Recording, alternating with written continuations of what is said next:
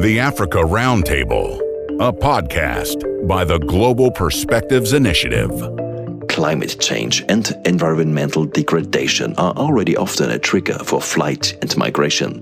But climate change is not the sole trigger. Migration also raises questions. Questions about responsibility and rapid action, but also about how migration can positively change Europe. Migration and peace, causes and solutions are our topics today. Welcome to the Africa Roundtable with Danilo Höpfner.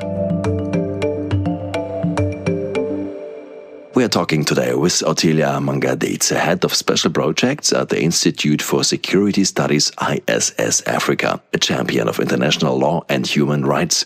She works to promote peace and justice. We'll talk about how to do that in a moment. Before that, my colleague Christine Mundrer from DW Deutsche Welle talks with former Senegalese Prime Minister Aminata Touré about a few basics you should know, facts about migration from an African perspective. Thank you so much, Mimi. It's really great to be talking to you. And I just want to introduce you to our wider audience. Of course, Danilo, I am happy and thrilled to be in the company of the former Prime Minister of Senegal, Aminata Touré. This is somebody that I personally admire, one of the women on the continent that has really been a trail blazer. And we're opening up the conversation about migration. Mimi, as you are affectionately known to many in Senegal. I just wondered, from your perspective, when you look at migration in Africa, when you think about migration in Africa, what do you consider to be the push factors? Bearing in mind the context here is that many people move within the continent before they even think about moving out of the continent. But what are those push factors causing people to leave their homes wherever they might be? Well, first of all, I think, thank you for the interview, Christine, on this very important topic that turned into fantasy, into, sort of a debate that is not based on numbers. So it's very important that we sort of come back to the reality of the numbers, because we have the feeling. And it's, of course, sort of agitated by, some political groups for their own political interest, showing that Africa is about to invade Europe, which is completely wrong when you look at the numbers.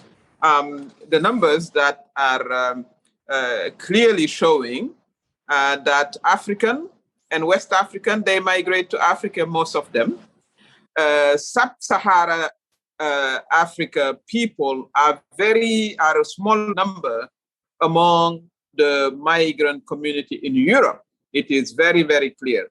For instance, in Italy, they're only 8% of the migrant population, far behind, European themselves, or people from Asia.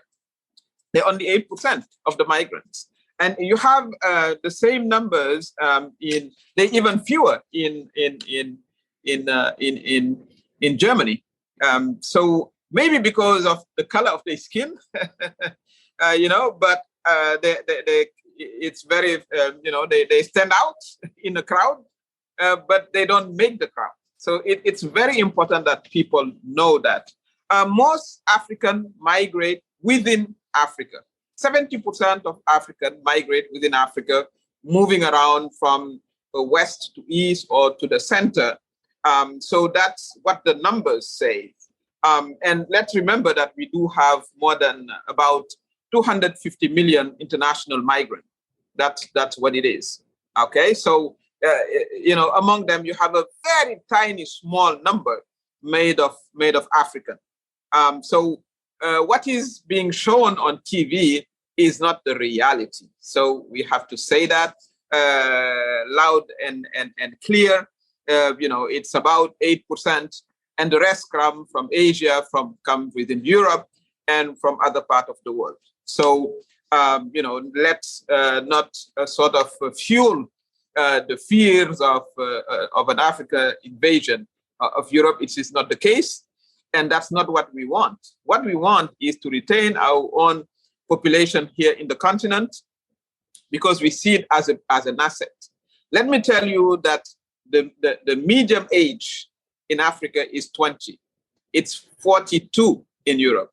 The average worldwide is 30. So we're even 10 years younger than the average, age of the population, and 22 years younger than the European population. So for us, we take it as a huge asset, and we don't want our young people to cross the sea, etc. So that is something that I think there is really a need to have a scientific debate on migration and to bring about the numbers and the reality. That's the first thing I would like to say. The second one is Africa is a very young continent, and we count on our young people to build our continent. We do have 200 million young people, and this is a huge asset for developing our economy, for developing our culture, etc. So for those who don't want them to come, let me tell you the good news. We want to retain them because we see them as a huge asset, and we even want our youngest, our brightest young people who are now in Europe to come back. That's our ambition as we speak. But there is sort of a racial part of the discourse about immigration. Europe will need an addition of workers. That is for sure. I think it's in the interest of Europe to have a healthy debate on migration. I think it's in the interest of Europe. As we say, we want to retain here on our soil those who are trained, those who are smart, those who are bright, because we see them as assets. That's right. And really, while we're on that note, I'm thinking about young Africans, young people who don't want to leave their home countries. They want to stay where they are. They want to be able to make a living for themselves. Indeed, at the recent Dakar Forum, you're sitting in Dakar right now. We heard from young people who addressed African leaders talking about the fact that they wanted a future for themselves on the continent. It wasn't their innate desire to go abroad necessarily. And in this, and I want to ask you the question now, as in how can we secure that future for young Africans? How do we put in place the structures, the security that young people need to be able to envision a future for themselves on the continent? And is there room for partnership with the Europeans to do that? So an EU-AU partnership level, and what does it look like in terms of building a better Africans so young people aren't forced to have to look for a life outside of Africa? Well, that's what we are trying to do as decision makers. I mean, former decision maker for myself. Let's remember that before COVID, we had very high economic growth. We were around 6.5% in Senegal, and other parts of the continent are thriving. And I invite all the European medias to report on what is working in Africa. They tend to focus on what is not working. We have a growing middle class, and Africa is now the last frontier of economic development. I mean, people from all over the world are competing here, to do business in the continent. So my response is we want to bring economic development so young people see the opportunity in investing, in being part of the development of their own continent in the sector of agriculture, in industrialization. There is a big ambition of the continent to industrialize itself instead of importing goods and materials from other parts of the world. We want to make sure that we produce what we need here, we eat what we need here, and that's what explains the economic growth that we are seeing. Africa is blooming in many parts, of the continent. Of course, we still have our challenges. We don't hide them under the carpet. We have to make progress, but this progress is going on, and we need a positive narrative of what is going on, so young people clearly see that their future is here, their present is here, and their future is here. As a matter of fact, in some part of Africa, we are seeing young European coming down here. When you go to many parts of Africa, in Lusophone Africa, you would see young people coming from Portugal, coming from other parts of the world, trying to do business here. So they clearly understand that there are a lot of opportunities here. We want our young people to grab them. We invest a lot in education and in vocational education, so they can meet the requirement of the market, the job market, so they can find job, but they can become also entrepreneur. We're also trying to boost the opportunities within a sector like culture, music. You can see how many countries are blooming. I think about Nigeria in the international scene when it comes to music, and other sectors offer themselves also to sort of strive. I talk about agriculture, industrialization, textile industry, technology also. So if I were younger, there is no other place I would like to be than Africa here.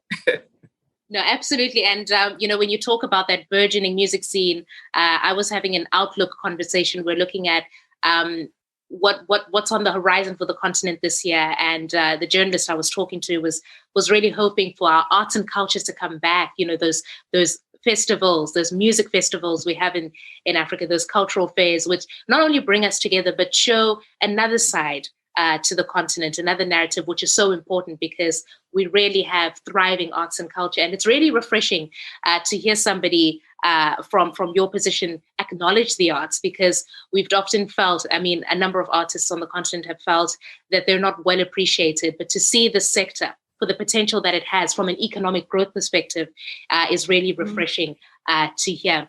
Last but not least, I know you touched on it a little bit, and you talked about the fact that you debunked the numbers effectively about the narrative that is around migration, specifically migration to Africa. We have a new administration here in Germany, a new governmental administration, Chancellor Olaf Scholz of the SPD, in partnership with the Greens and the Liberal FDP. These are new to the scene, new to government, at least on the part of the FDP and the Greens. And for many of them, this will be their first time dealing with Africa at a policy level in government. And I just wondered what your message would be as a voice from the continent for some of those new government officials who are coming in, who are on the Africa desk, who are thinking about Germany, Africa relations, and perhaps at a wider extent, Europe-Africa relations. What would be your message around migration and overall just the relations between our two continents, and perhaps more closely, Germany and Africa as well? Well, I would advise them, as I said, to bring about reality in the discourse, in the public discourse. They have to change the narrative, bring the numbers. As I said, you have around 250 million international migrants, and we only have 21 million part of it. We are 10% of international migration, and most of it is internal migration within Africa. So just say it loud and clear.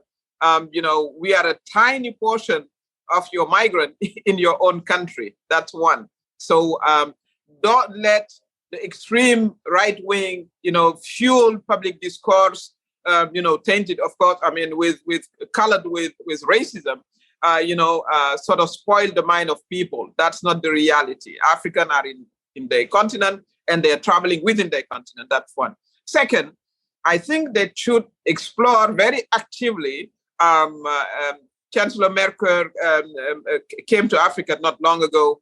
I think there is a lot of opportunity, as I cited them, where Germany could build very strong economic link, exchange, scientific exchange with universities. I talk about culture. So I think Africa is open for business, but on a win-win basis. And I think, Germans are known for trying to build sustainable relationship, fair relationship. So I think they should invest more in exploring economic opportunities, to invest in the continent. That would be my message to them. I think they should look at Africa with different lens. It is a blooming continent. It is a very active continent. It is a young continent that is trying to, emerge in the international scene, and we are trying to build upon the expertise and the brightness of our young people, who represent, again, let me remind them, that 70% of the population in Africa is below the age of 35. This is a formidable asset, and that's how we look at it. Great. So, Aminata Touré, thank you so much for your insights there, coming to us from the Senegalese capital, Dakar. Thank you. New perspectives, insights, and global analysis. Subscribe to the free newsletter by GPI, the Global Perspectives Initiative. globalperspectivesinitiative.org. Thank you. Christine Mundwa in conversation with Aminata Touré, former Prime Minister of the Republic of Senegal. We will pick up a few of those thoughts in a moment as we talk further with Ottilia Maunganidze, expert of this area from ISS. Ottilia, let's talk about migration. The term migration is valued differently in Africa and Europe. How is migration understood in each case?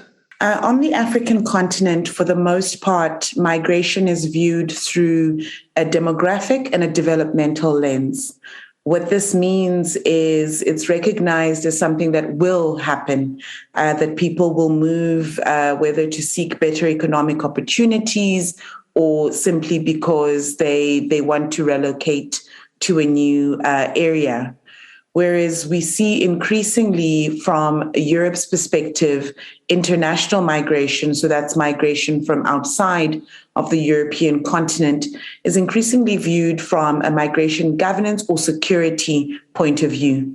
And that means the questions around demographics and around let me rephrase. It means for Europe, the questions around demographics and development do feature, but not as prominently as questions of security and access. In Germany, but also in many other European countries, the topic of migration tends to be associated with fear, the loss of jobs, and sometimes even loss of cultural identities in the room. How can these fears be allayed? Well, firstly, I think in Europe, likewise in the rest of the world, we have seen the role that migration has actually played constructively, whether it is questions around employment or inclusion, but more as the world gets more globalized around advancing a more cosmopolitan society. Now, that's not to say that questions around integration don't come up. And it's not to say that this challenge of whether or not new migrants will take up jobs that would otherwise be reserved for nationals. Those issues arise not only in Europe, but even here in the African continent, we see these issues coming up. But in terms of allaying the fears, I think the emphasis has to be on the actual developmental benefits. We've seen that migration encourages and stimulates trade, that it also encourages skills transfer and exchange of information beyond what would be limited to just your country. This in itself actually helps the longer term development, not only of countries, but of regions and the world. So while there are some reasonable concerns that people can raise around a high influx of migrants, we ought to be focusing more on the benefits that arise from migration nationally, but also regionally and globally, like I said. Migration is not a new phenomenon, but the reason for the flight, the climate change, is kind of new. How does this change the situation and responsibility? Well, I'd like to correct something, Danilo. The idea that people move as a result of climate stresses is by no ways new. A lot of urbanization on the African continent has been driven by people who used to live in rural areas, but whose livelihoods have been threatened by flooding or droughts. So moving as a result of climate is not new. Perhaps what is new is the numbers of people that are displaced and who have no prospects of returning. Now, the only way to address the impact of climate is to address the triggers for climate change. Now, this is a longer and perhaps more difficult conversation to have, because it is around carbon emissions. It is around burden sharing between countries that have historically contributed greater to climate change than those that have not. And it is also about recognizing that the more our climate systems change, the more we need to think about newer ways of constructing our cities and our lived spaces that are sustainable. Now, that's a longer term project. In the immediate term, when you have a high influx of migrants as a result of, let's say, a tsunami, or as a result of drought or locusts, you need to have quicker mechanisms of response, which means you actually need to have available housing before people come into the area, rather than trying to construct as people arrive, because we have seen, particularly in urban spaces, the grave impact that this has. It's easier, and I'll end on this point, it's easier where you already have a developed nation. But where countries are still developing, constructing new accommodation for people is not as easy and can take time, and it can result in other tensions between the people that were already living in that area and the incoming migrants, whether internal or international. But does that mean that more people are migrating now because of recent climate change than in the past? It's difficult to say, Danilo, because at least from research that the ISS has done, most people won't attribute climate as the reason that they moved. So it's then difficult to get the figures right.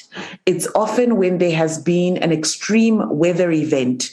So I cite, for example, cyclones here in Southern Africa that have affected countries like Zimbabwe, South Africa, and Mozambique, where people immediately cite climate as their cause for moving. Now, this is different where the climate impact is a slower impact one. So, for example, droughts. A lot of people will still choose to remain at home for as long as they can. So when that climate event now is the reason for them moving, when interviewed, a lot of migrants don't attribute climate as the reason they moved. They will, for example, cite difficulty in terms of their livelihoods. They will cite that they don't have as easy a market as possible for their produce, for example. But they don't always say that the reason they moved was climate change. So it makes it difficult.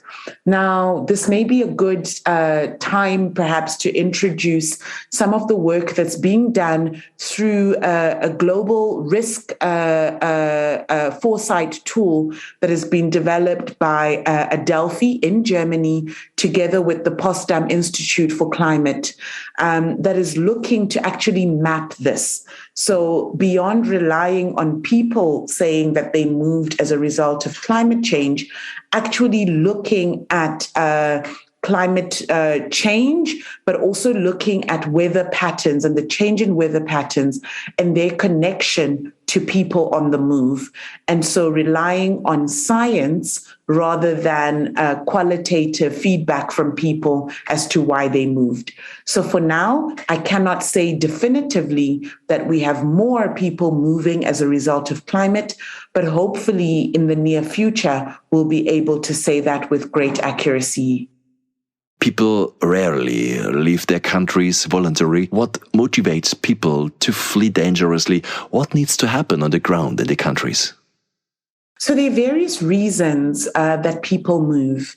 There are some people that do make their own choices to move voluntarily. But like you point out, a lot of people move unwillingly. And the range of issues we've spoken already about climate and climate change, but also conflict or difficult financial and economic contexts lead to this. And situations of violence also contribute. So we see, for example, across the globe, where there is conflict, violence, and crime, that more people flee those contexts, seeking a better life where it's more peaceful, where there's less violence and less conflict.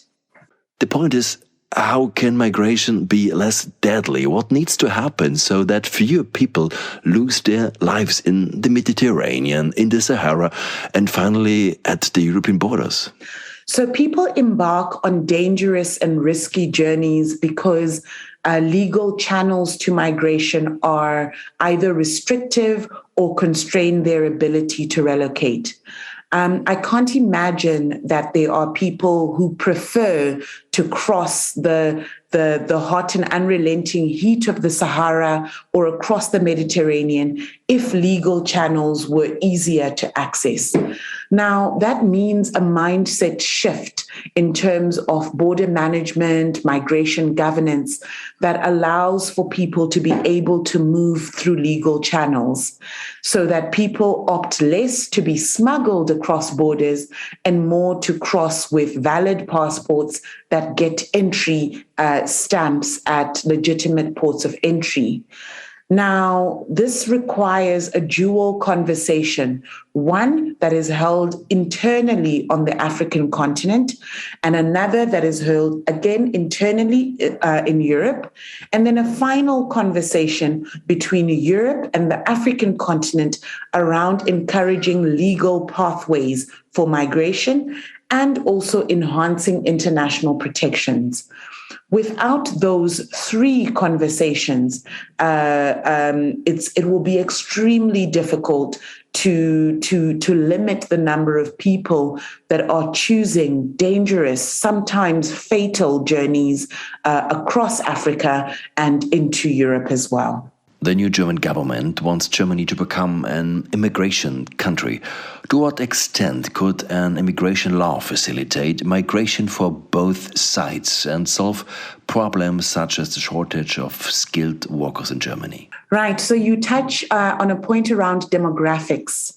Now, Germany is an aging population with a median age in the late 40s.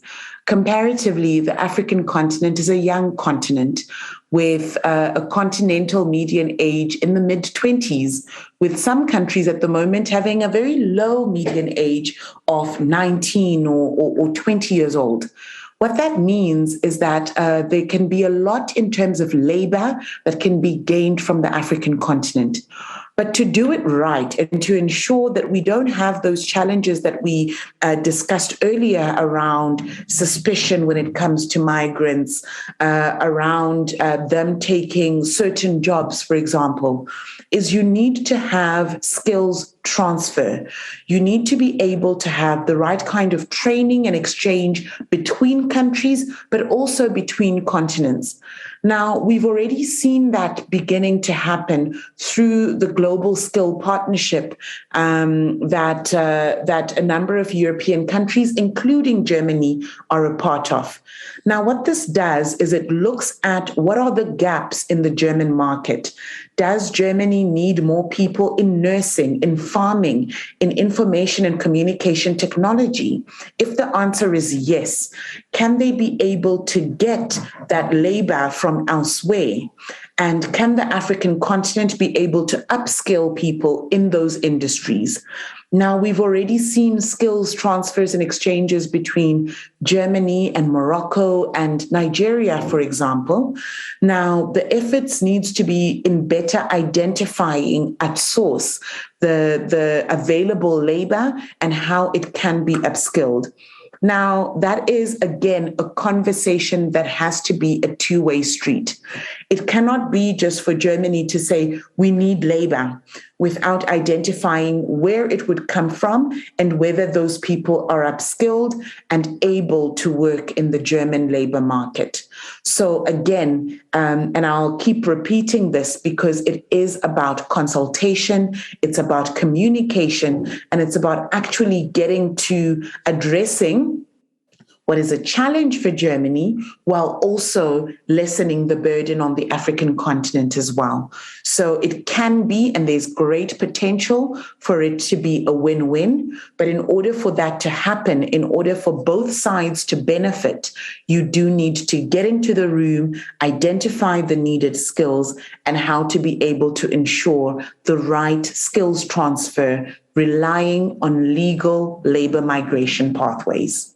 Do you see a historical obligation or responsibility for Europe in the area of migration because of its colonial past?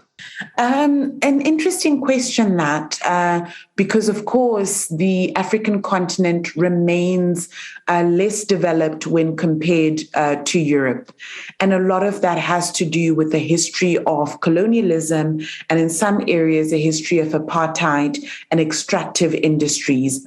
That has meant that Africa is the source of wealth for the European continent in the form of goods that have been mined, but also agriculturally, while the African continent itself does not benefit. So while there's a lot in terms of a need to redress the colonial past, there's also a need to address current extractive industries operating on the African continent without it benefiting the African continent as much. Now, again, this requires individual countries, whether previously colonizers rather, or not, that are still operating on the African continent to bear some responsibility. That's not to say that on the African side, there isn't also an obligation and a responsibility to citizens to enhance development and to ensure that we accelerate that development, because it can't just be to Europe alone to address the challenges on the African continent. There also has to be local ownership on the way forward. And to do that, there has to be introspection on the African continent as well, while recognizing the responsibility as it relates to reparations and restoration on the part of Europe as well. Ottilia, finally, let's come back to the new German government. What demands do you have in terms of the migration policy? Right. So I'll re-stress this and maybe just abridge it. First, it is around recognizing that securitized migration policies are actually creating more unintended negative consequences than they are ensuring proper migration governance. There has to be a rethink around externalizing securitized policies onto the African continent, because it's impacting freedom of movement as well as impacting trade. The result is underdeveloping the African continent. So Germany, while it has been one of the European countries that has not pushed so much for a securitized policy, has an opportunity now to really be a strong voice against securitized migration policies. The second is around labor, skilled and unskilled labor transfers, and ensuring that Germany, as well as its partners on the European continent, promote legal labor migration pathways, because by doing so, we can be able to reduce trafficking in persons as well as smuggling. So we can be able to create safer and more orderly migration. And then finally, it's about having a conversation with Germany's neighbors. And I say Germany's neighbors because Germany doesn't have a border with Africa. It also doesn't have a border with the Middle East. But we recognize that a lot of people will move through Germany's neighbors towards Germany. So it has to have a conversation with its neighbors and also to have a constructive conversation with Africa, the Middle East, as well as Greater Asia around ways to ensure labor transfer that doesn't undermine development for the countries that people are coming from. And then perhaps a related point is around enhancing remittances as a means through which African countries, Asian countries can benefit when people have migrated to Germany and other European countries. This means lessening the cost of sending money back to the African continent and to Asia as well, and actually encouraging people that are working in Germany to be able to contribute to development. If these regions, African, Middle East, and Asia, are better developed, we can be able to see less migration, but better migration as well. So it is in Germany's interest to encourage safe, regular, and orderly migration. It's also in Germany's interest to ensure international protection and to ensure skills transfers rather than it being only a one-way street. Ottilia Maunganidze from ISS Africa. Information on the work of the Institute for Security Studies ISS in English and French at issafrica.org.